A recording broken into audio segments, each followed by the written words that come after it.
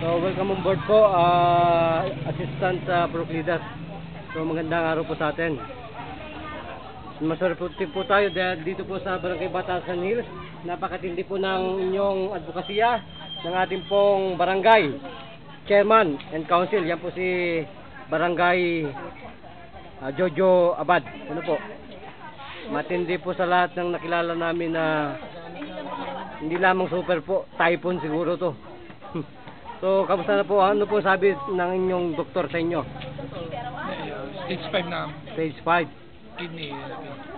Para po sa inyong kalaman at sa kalaman po ng buong mundo, ang among po ito ay para po sa ating mga maritang Pilipino.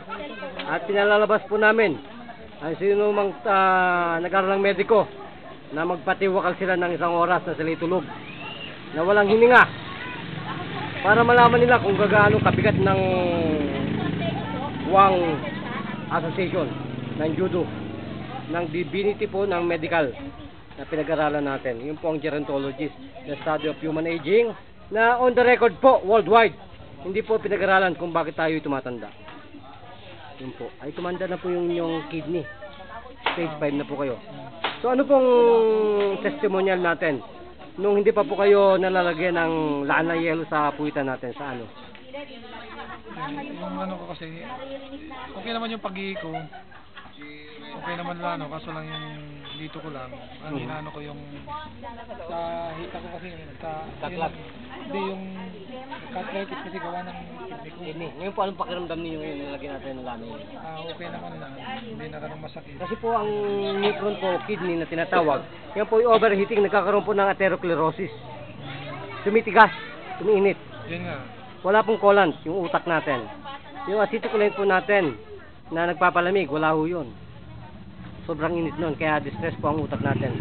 Hindi na po nagkakaroon ng nakalinis ng dugo. Kasi po patay na yung kidney. Ilang porsyento na lang? 11. 11. Tingin po ninyo, ilan na yung 11 ngayon? Ayan, hindi ko pa. Baka po nasa 99 na yan.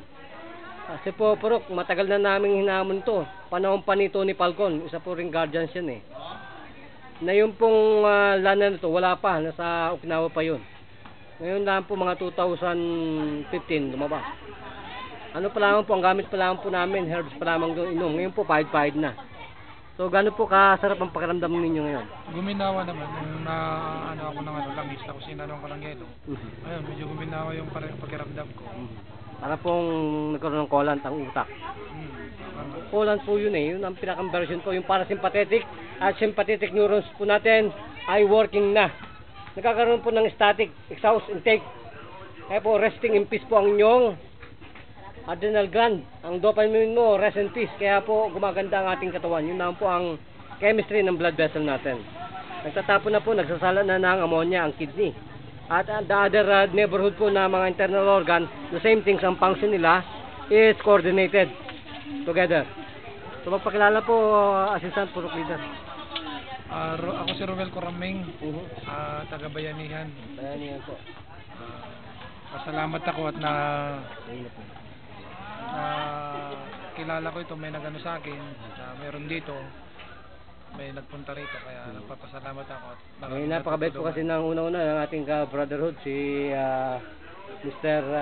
Alfredo Odiongan. Yan po ang mga kababayan. Yan po si Bro, na ating pong isa rin po kapatid ng Guardians, na advokasya po para po sa kalusugan. So, ano pong parting message natin sa lahat po nagkakaroon po ng karamdaman at sa